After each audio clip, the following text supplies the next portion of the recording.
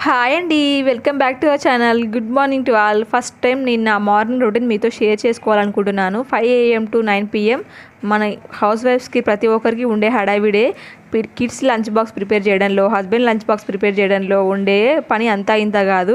దానికోసం మనం ఎంతో హడావిడి పడుతూ ఉంటాం. మీతో కొన్ని టిప్స్ షేర్ చేసుకుంటూ మీ టైం సేవ్ చేసుకునే విధంగా నేనైతే వీడియోని షూట్ చేశాను. ప్రతి ఒక్కరికి కనెక్ట్ అవుతా అనుకుంటున్నాను.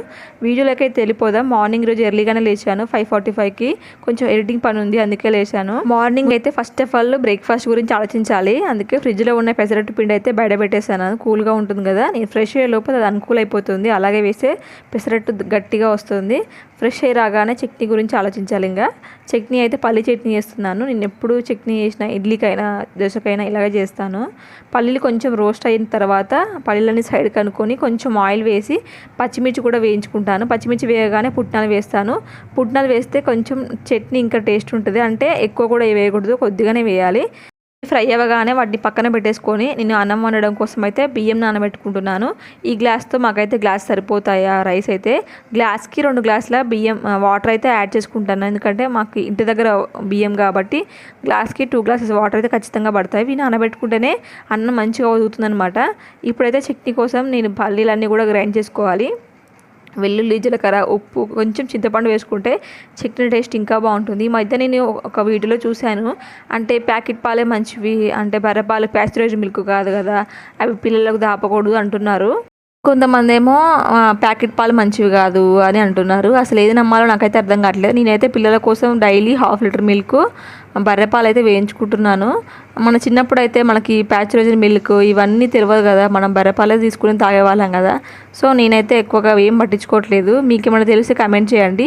ఇంకా చట్నీ అవ్వగానే పాప కోసం అయితే దోశ ప్రిపేర్ చేస్తున్నాను. ఫస్ట్ వేసిన దోశ మాత్రం అస్సలు కరెక్ట్గా రానే రాదు. మీకు ఇలా జరుగుతుందా?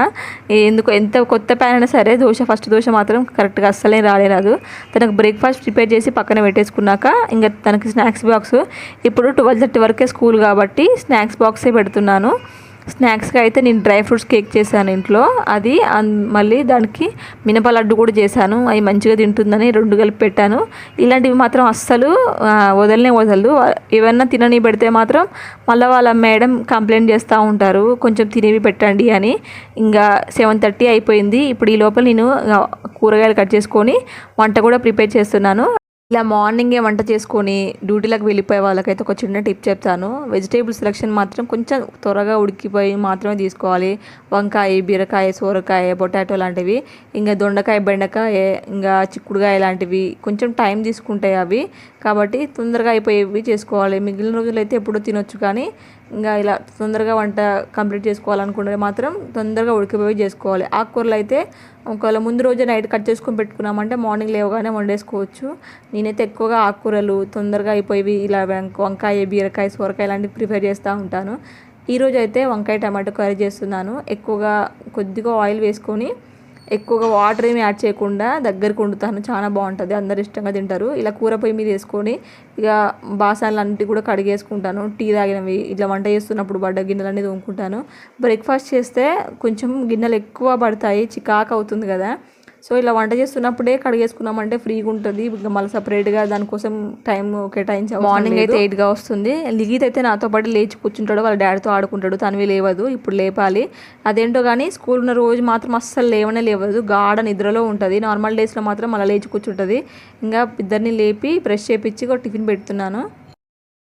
పనంతా ఒక ఎత్తు అయితే ఇంకా బ్రేక్ఫాస్ట్ పెట్టడంలో పెద్ద యుద్ధమే. నాకు మానంగా తినదు, నవలదు, టైం చాలా తీసుకుంటుంది.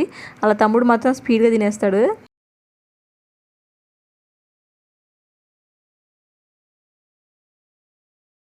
స్కూల్ పోగానే టీచర్కి ఏం చెప్తావు? Good morning. మరి మీ ఫ్రెండ్స్కి ఏమని చెప్తావు? అట్లా అంటే ఏంటి? హాయ్ చెప్పాలా? Very Tanvi bye. తొందరగా రెడీ చేసినా కూడా టైం మాత్రం కొంచెం లేట్ అవుతూనే ఉంటుంది. ఇవాళ అయితే వాళ్ళు డాడీ డ్రాప్ చేశారు. రోజు మాత్రం నేనే డ్రాప్ చేస్తాను, నడుచుకుంటూ వెళ్ళి నడుచుకుంటూ రావాలి. ఇంకా ఈ టైం అనమాట. ఎప్పుడు నేను తను పంపించేసాక ప్రశాంతంగా కూర్చొని ఒక కప్పు కాఫీ పెట్టుకుని తాగడమే. మీకు వ్లాగ్ నచ్చిందా? అయితే లైక్ చేసి, షేర్ చేసి, కామెంట్ చేయండి.